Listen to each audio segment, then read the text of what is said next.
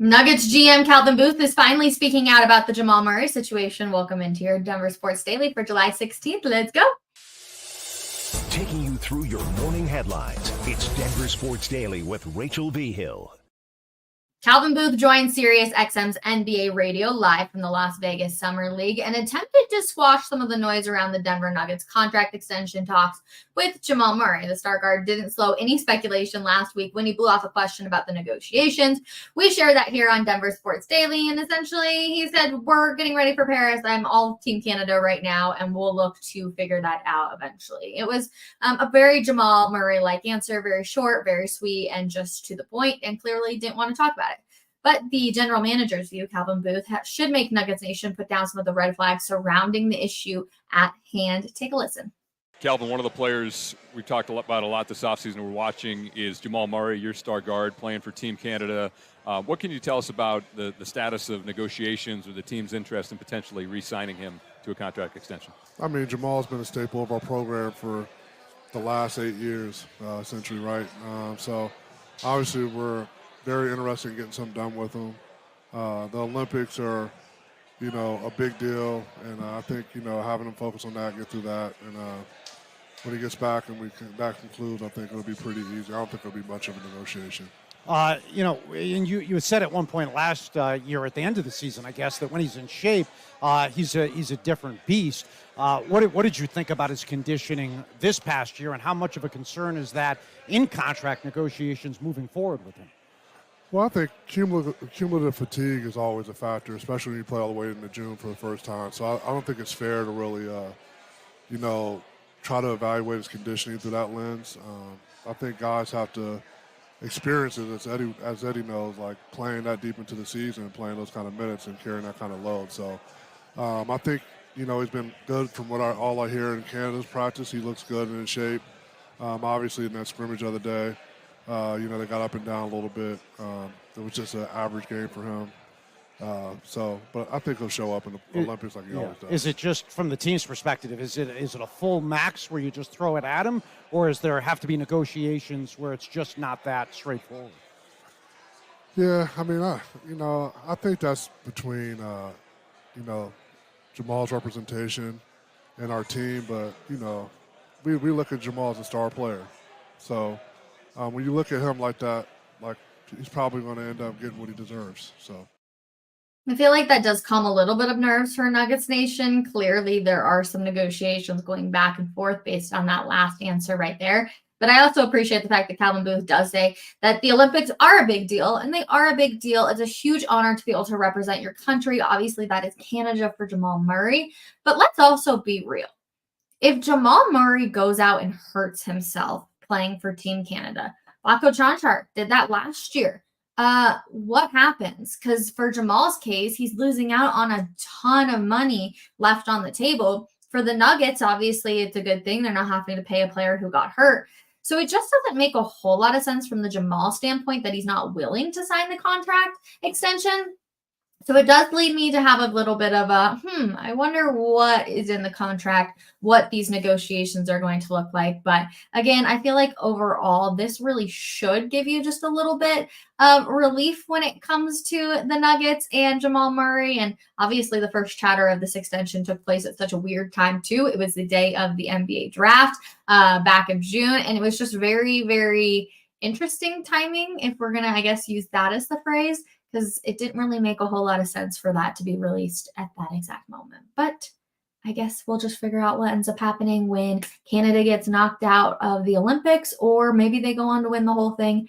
I don't know, but I guess we'll wait to see. If you're a Despicable Me fan, I guess I should say, then you're going to be excited about this one, because Peyton Watson is giving away tickets to see Despicable Me 4. He has 135 free tickets on Sunday, July 21st. And I think that this is just so cool. We obviously know Jokic was very much tied and attached to Despicable Me. So I think it's really cool. And I'm kind of wondering if Peyton Watson just bought out an entire theater and he's saying, hey, everybody come watch this movie. Let's go see it together type of thing. If you want, go to denversports.com and you can register at the link that you see there. This entire post is linked on our website. So again, just a really cool thing by Peyton Watson to be able to do this as well. We'll move over to the NFL now, because Former Denver Broncos star Terrell Davis is crying foul after he was removed from a United Airlines flight in handcuffs over the weekend because he lightly tapped a flight attendant's arm. In a message posted to Instagram on Monday, the Hall of Famer says he was flying from Denver to Orange County, California on Saturday with his family when his son asked for a cup of ice. The flight attendant didn't hear him, so Davis tapped him on the arm to get his attention. Then the man turned towards him and screamed, "Don't hit me," and ran to the front of the plane. Davis recalls when the plane landed, 6 FBI and law enforcement agents boarded, put the ex-running back in cuffs, and escorted him off the aircraft. He quote-unquote goes to say, "I was and remained humiliated, embarrassed, powerless, and angry." Although Davis says the FBI apologized after hearing what happened, he's yet to hear from the airline. "The traumatizing experience of my 2 sons and my daughter and my wife watching me being placed in handcuffs without due process or explanation cannot be undone." United officials have not yet commented on the incident. This is obviously extremely terrible for Terrell Davis. I said this on Coffee Break yesterday. Any conversation that I've had with him, he has been so incredibly kind, so incredibly nice. And I can't imagine the embarrassment of when you're a star like that, people recognize you everywhere, and to be walked off of a plane when you really have no idea why in that situation. My heart goes out to Terrell Davis, to his family, to his kids, and I'm sure, I know he said that he's had to have uncomfortable conversations with his kids now at this point about it. So I also know that the flight attendant has been released from United at this point in time. That was what I believe a statement from United put out, but I don't know if they've been in contact with Terrell Davis since then. So just a really, really unfortunate scenario for sure to happen on that United flight to Orange County. We'll go back to the NBA now, though, because we got Deron Holmes.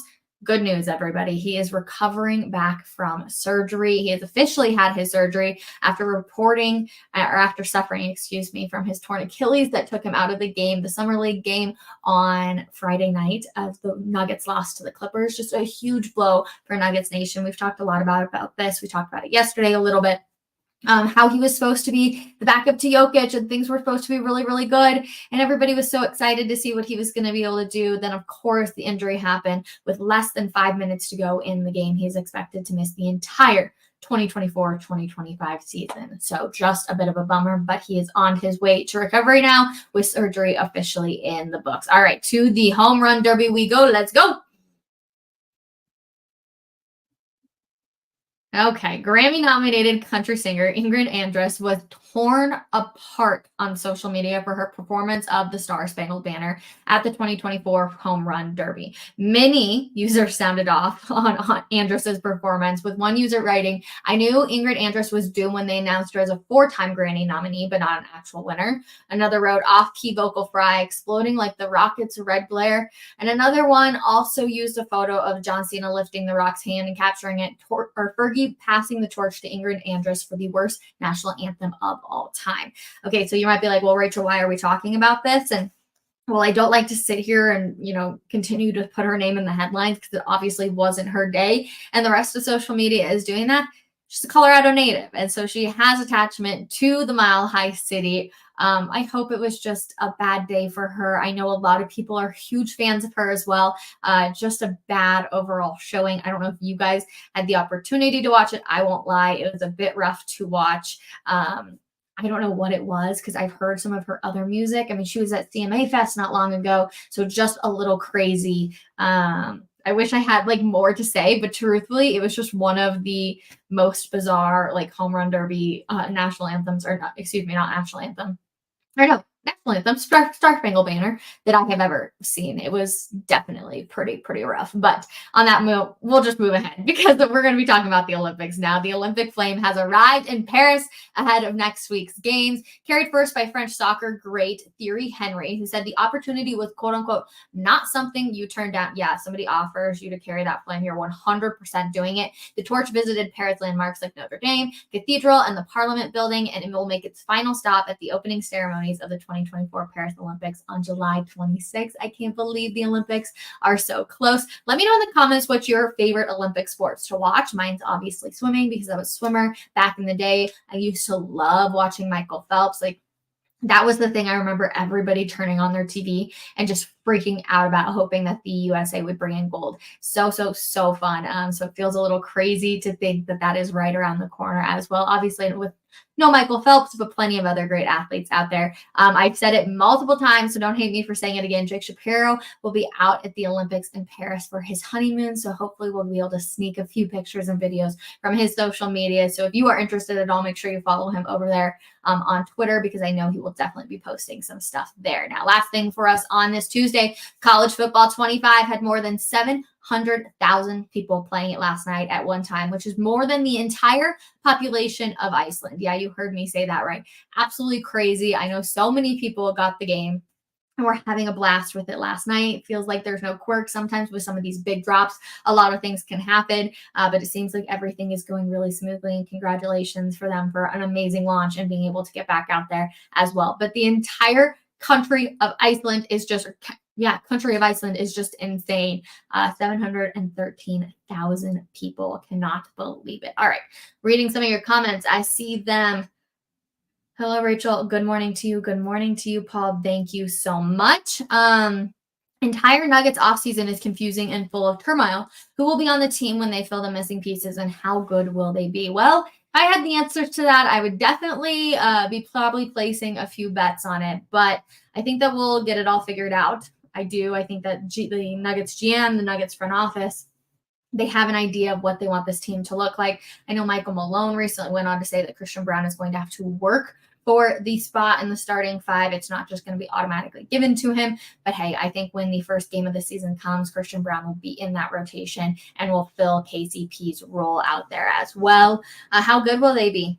They should still be in their championship window.